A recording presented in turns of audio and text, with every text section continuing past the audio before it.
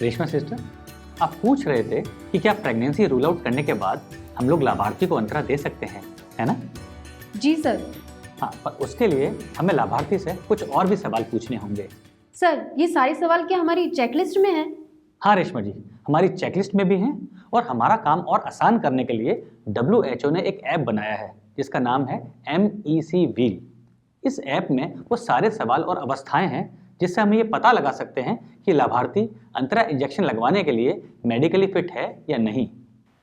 ये ऐप हम आसानी से अपने फ़ोन पर डाउनलोड करके उसका उपयोग कर सकते हैं। अब आप लोग थोड़ा करीब आ जाइए, मैं आपको दिखाता हूँ अपने फ़ोन पर ये कैसे काम करता है। ये देखिए, ये MEC व्हील ऐप है। इसको आसानी से अपने फ़ोन पर एंड्रॉयड प्ले स्टोर से डाउनलोड कर सकते हैं। MEC wheel. अगर लाभार्थी अंतरा का चयन करती है तो ये जांचना जरूरी है कि उन्हें गर्भ निरोधक इंजेक्शन दिया जा सकता है या नहीं। इस प्रक्रिया को आसान बनाने के लिए WHO द्वारा निर्मित MEC व्हील का उपयोग करने की सलाह दी जाती है। MEC व्हील एक चेकलिस्ट के रूप में, मैनुअल के एनेक्सर 2 के रूप में और एक ऐप के रूप में भी उपलब्ध है। ये ऐप न सिर्फ MPA बल्कि अन्य गर्भनिरोधकों के चयन में भी मदद करता है। MEC व्हील ऐप बिल्कुल मुफ्त है। हमें उम्मीद है कि आपने ऐप डाउनलोड कर लिया होगा और अगर नहीं किया है तो प्ले स्टोर से ऐसे डाउनलोड करें। सबसे पहले अपने फोन में प्ले स्टोर खोलें। सर्च बार में MEC व्हील टाइप करें। इस लोगो वाले ऐप पर इंस्टॉल बटन क्लिक करें। कुछ ही सेकंड्स में ये ऐप आपके फोन में डाउनलोड हो जाएगा। फिर अगर कोई परमिशंस हैं तो उसे अलाउ करके ऐप खोलें। ये कुछ इस तरह दिखाई देगा। MEC व्हील में 2 चक्र हैं, एक बाहरी, एक भीतरी। बाहरी चक्र में अलग अलग मेडिकल कंडीशंस हैं और भीतरी चक्र में अलग अलग गर्भ निरोधक विकल्प।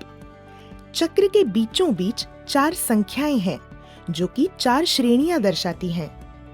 नंबर 1 मतलब लाभार्थी चुनी हुई गर्भनिरोधक विधि का इस्तेमाल बिना किसी रुकावट के कर सकती हैं। नंबर 2 मतलब लाभार्थी की चुनी हुई गर्भनिरोधक विधि आमतौर पर फायदेमंद रहेगी। नंबर 3 मतलब लाभार्थी की चुनी हुई गर्भनिरोधक विधि का इस्तेमाल करने में जोखिम ज्यादा है और फायदा कम। इस विधि का चुनाव तभी करें जब और कोई विकल्प संभव न हो।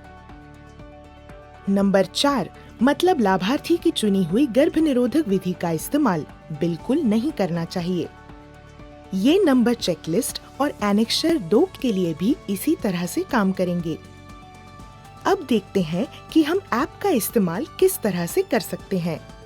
सही श्रेणी जानने के लिए चक्र के बीच में खाने को देखें।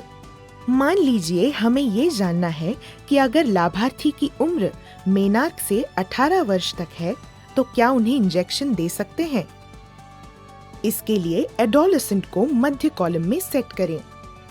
अब चुनी हुई गर्भनिरोधक विधि के सामने आई संख्या को देखें। अगर लाभार्थी की उम्र मेनार्क से 18 वर्ष तक है तो DMPA की वैल्यू 2 है, यानी अंतरा इंजेक्शन इस्तेमाल कर सकते हैं। ऐप के होम पेज की दाहिनी ओर सबसे ऊपर एक क्लिपबोर्ड जैसा आइकॉन है। इस आइकॉन पर क्लिक करके आप सभी गर्भनिरोधक विधियों और अलग-अलग स्थितियों में उनके इस्तेमाल के बारे में ज्यादा जान सकते हैं। हम चेकलिस्ट और एनेक्सर की मदद से बाकी स्थितियां भी समझेंगे। अगर लाभार्थी की उम्र 18 से 45 वर्ष के बीच है तो श्रेणी 1 है, मतलब MPA आराम से दे सकते हैं। अगर लाभार्थी के कोई बच्चे हैं या नहीं तो वो नंबर 1 श्रेणी में आती हैं और उन्हें बिना किसी दिक्कत अंतरा दे सकते हैं।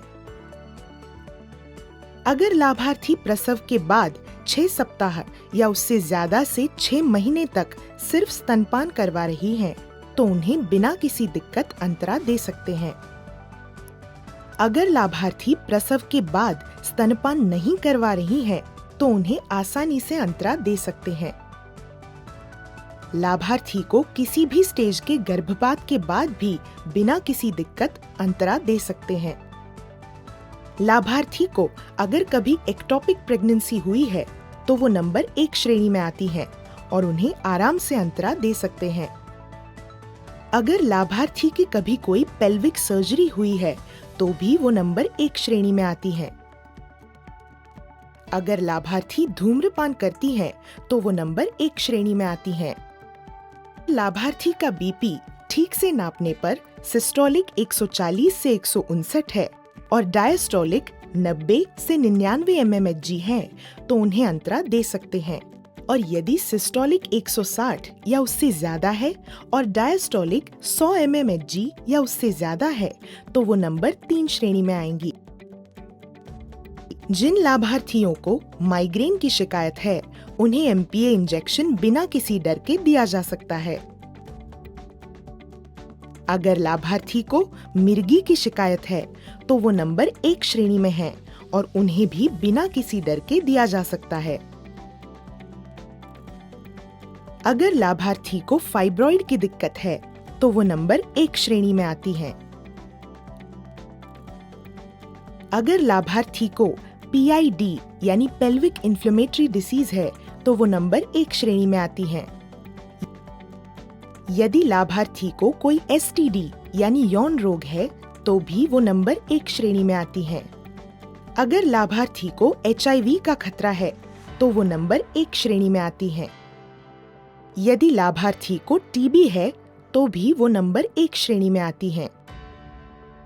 अगर लाभार्थी को कोई थायराइड की दिक्कत है तो वो नंबर 1 श्रेणी में आती हैं और बिना किसी दिक्कत के MPA का उपयोग कर सकती हैं। अगर लाभार्थी को एनीमिया है तो वो नंबर 1 श्रेणी में आती हैं। अगर लाभार्थी की उम्र 45 साल से ज्यादा है तो श्रेणी 2 है, मतलब MPA आमतौर पर दे सकते हैं। यदि लाभार्थी को मासिक धर्म संबंधित ब्लीडिंग की दिक्कत रहती है जिसमें असमय कम ब्लीडिंग होना या समय से या असमय अधिक ब्लीडिंग होना शामिल है तो लाभार्थी नंबर 2 श्रेणी में आती हैं। उन्हें अंतरा दे सकते हैं। अगर लाभार्थी का शिशु 6 सप्ताह से छोटा है और उसे स्तनपान करवा रही है तो वो 3री श्रेणी में आती हैं। ये विधि उनके लिए हानिकारक हो सकती है और इसका चुनाव तभी करें जब और कोई विकल्प संभव न हो। अगर लाभार्थी को हृदय रोग का खतरा है जो कि ज्यादा उम्र, धूम्रपान या उच्च रक्तचाप की वजह से हो सकता है तो ये नंबर 3 श्रेणी है, यानी अंतरा तभी दें अगर कोई और विधि संभव न हो। अगर लाभार्थी को अक्यूट डीप वेन थ्रोम्बोसिस है या पल्मोनरी एम्बोलिज्म है तो वो नंबर 3 श्रेणी में आती हैं और उन्हें MPA इंजेक्शन का उपयोग तब तक नहीं करना चाहिए जब तक कोई और साधन उपलब्ध न हो। यदि लाभार्थी को वर्तमान में या पहले कभी इस्कीमिक हृदय रोग की शिकायत रही है तो वो नंबर 3 श्रेणी में है। अगर लाभार्थी को दिल का दौरा पड़ा है तो भी वो नंबर 3 श्रेणी में है।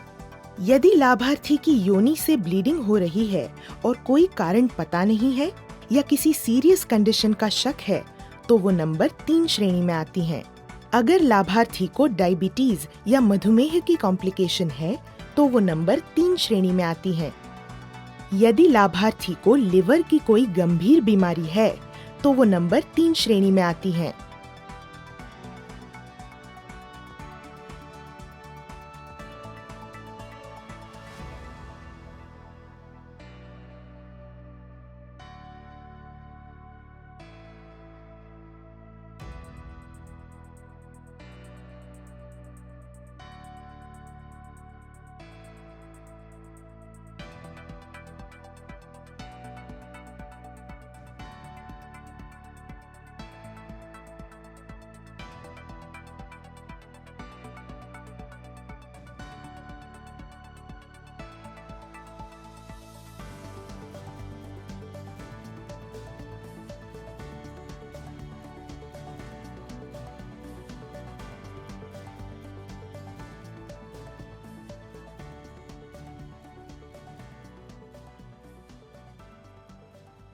तो कैसा लगा आपको ये ऐप?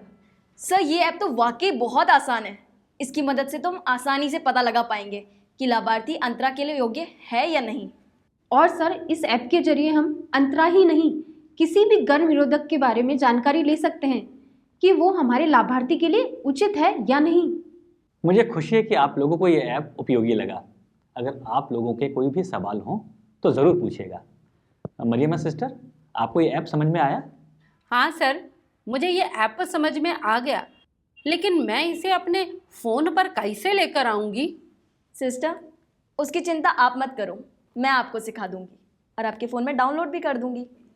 हम लोगों के लिए थोड़ा नया है ना ये सब, तो कभी कभी दिक्कत होती है। मरियमा सिस्टर, आप बिल्कुल भी चिंता मत करिए।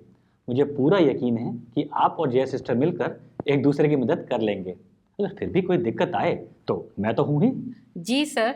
चलिए मान लीजिए कि आप पूरी तरह संतुष्ट हैं कि लाभार्थी अंतरा इंजेक्शन लगवाने के लिए योग्य है, मतलब वो प्रेग्नेंट भी नहीं है और पूरी तरह मेडिकली फिट भी है, यानी MEC के अनुसार उन्हें अंतरा लगाने में कोई दिक्कत नहीं है। अब आप क्या करेंगी? सर इंजेक्शन लगा देंगे और क्या। जी रेशमा जी, अब तो हम संतुष्ट हैं कि लाभार्थी अंतरा लगवाने के योग्य है, लेकिन अंतरा लगाने का ये सही समय है या नहीं, ये भी तो हमें देखना होगा। सर मतलब सुबह में लगाना है या शाम में? नहीं रेशमा जी, सुबह या शाम का समय नहीं, मेरा मतलब है लाभार्थी के लिए सही समय। सर मैं कुछ समझी नहीं। वैसे तो अगर ये निश्चित हो जाता है कि महिला गर्भवती नहीं है तो हम किसी भी समय अंतरा दे सकते हैं, लेकिन कई सारी स्थितियां हो सकती हैं जिनका हमें ध्यान रखना है। उसके लिए हमारे पास एक तालिका है, देखना है? आप लोग भी देखिए, लेकिन अगले वीडियो में।